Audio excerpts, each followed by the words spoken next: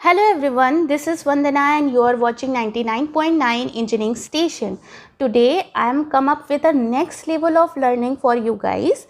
So in this I will pick any formula which are mostly asked in the exam. Okay, then I will explain you everything about it, like from definition to their application, and most important about their numerical. So today in today's session I am gonna discuss you about the mass transfer most important law, that is Fick's law.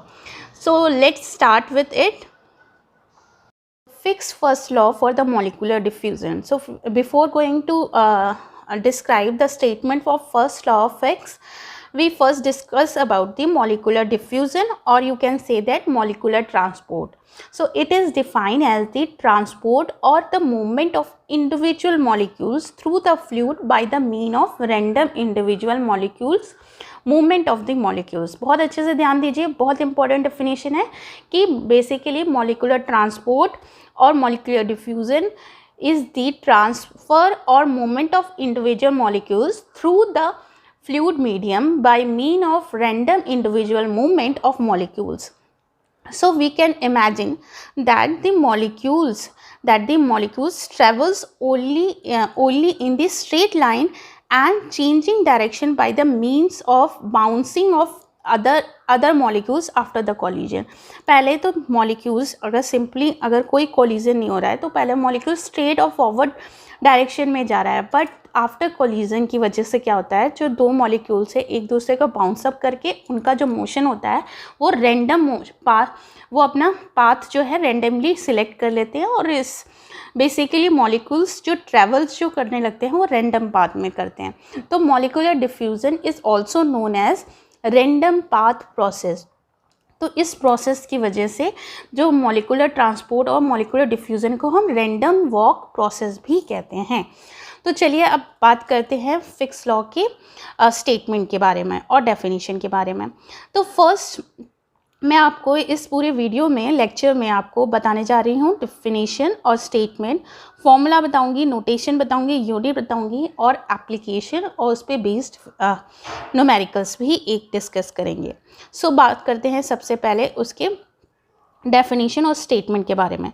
तो basically fix law जो हमें describe कर रहा है relation between the rate of diffusion and their factor affecting that diffusion. So ये हमें एक relation बता रहा है rate of diffusion and the 3 factors that affect the diffusion पे. ठीक है, ये फिक्स लॉ स्टेट करता है कि rate of diffusion is proportional to the surface area and the concentration difference, and it is inversely proportional to the thickness of the membrane. क्या बता रहा है कि डिफ्यूज़न, रेट ऑफ डिफ्यूज़न जो है वो प्रोपोर्शनल है सरफेस एरिया और कंसंट्रेशन डिफरेंस पे, और इन्वर्सली प्रोपोर्शनल है थिकनेस ऑफ मेम्ब्रेन पे.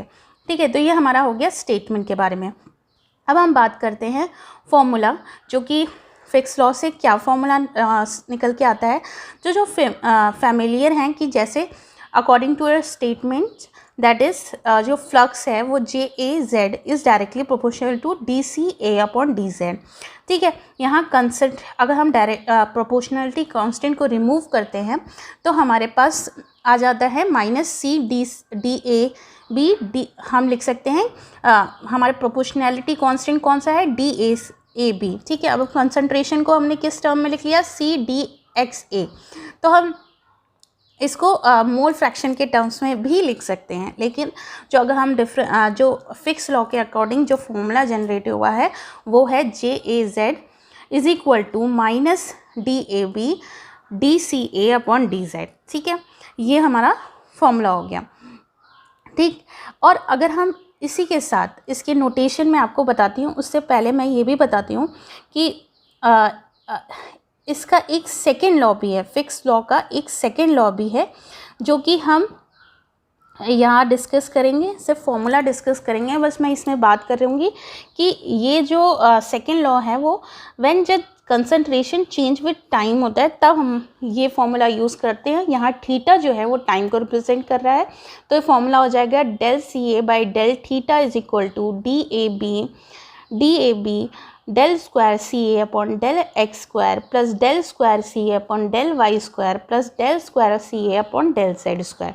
तो ये फिक्स सेकेंड लॉ है, इसके बारे में हम बाद में पढ़ेंगे। तो ये दो फॉर्मूले हमने डिस्कस कर लिए। अब हम इसके फॉर्मूले में नोटेशंस क्या रिप्रेजेंट कर रहा है उसके बारे में पढ़ लेते हैं।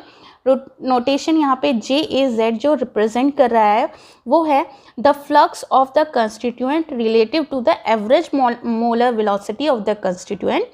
C जो है वो total concentration of A and B बता रहा है।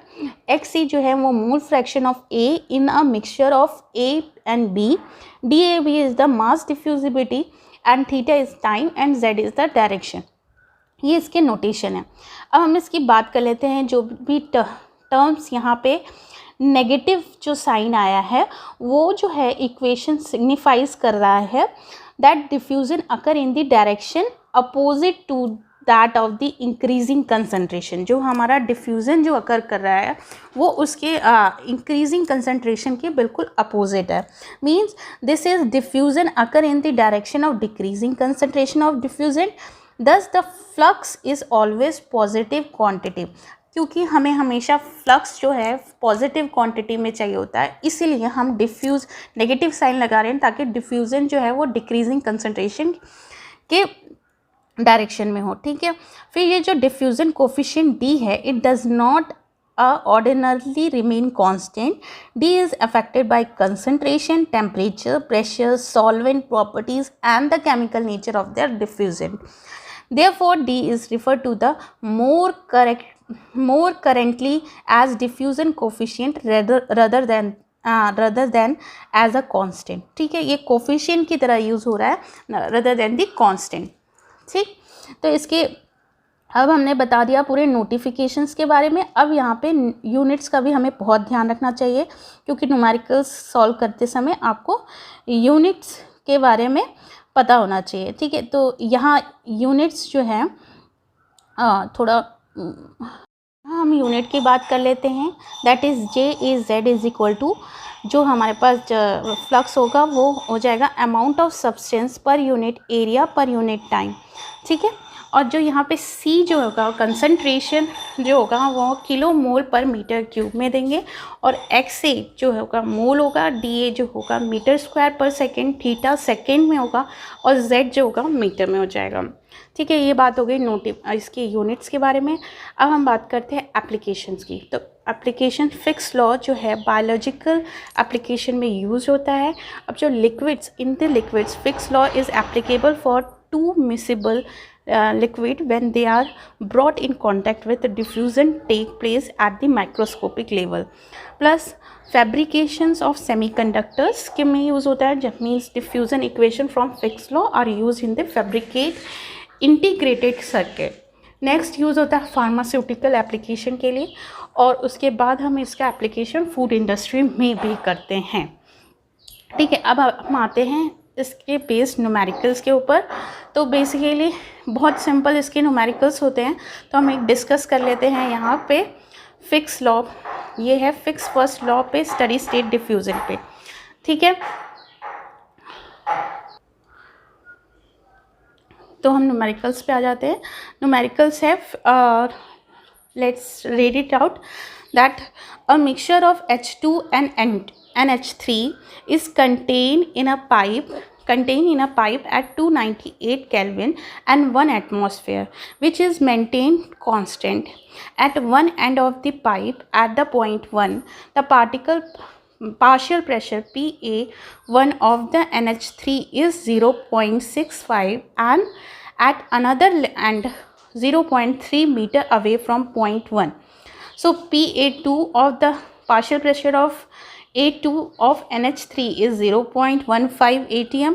Calculate the flux of NH3 at steady state if the diffusivity of NH3H2 mixture at 298 Kelvin is 0.783 into 10 to power minus 4 meter square per second. So we have to calculate the what is the flux in lb mole per r feet square. So we know that for the pressure calculation, we know the formula of ideal gas behavior, that is PV is equal to nRT. So यहाँ हमें pressure given है, are given है, temperature given है।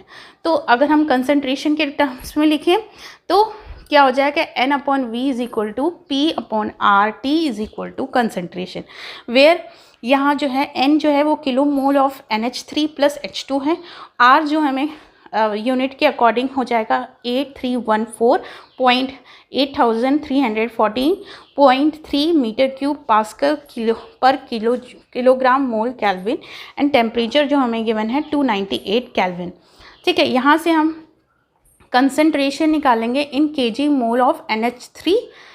ठीक है, तो concentration P pressure और pressure दे रखे हैं दोनों कंडीशन पे, अपन RT रख के हमने ये कैलकुलेट कर लिया, कैलकुलेशन में हो जाएगा। और सिंपली जो हमारा जो फिक्स लॉ के फॉर्मूला था उसके अकॉर्डिंग हम उसमें पुट कर देंगे। जैसे J को DZ को रीअरेंज किया है हमने इस फिक्स लॉ को, तो यहाँ DAZ integration times TZ to Z1 to DZ is equal to minus DAB from concentration of A1 to concentration of A2 DCA। ठीक है, तो सारी वैल्यू इसमें पुट करके हमें फाइनली वैल्यू मिल जाएगी किसकी, फ्लक्स की। तो इस पे ऐसे टाइप के सिंपल क्वेश्चन आते हैं।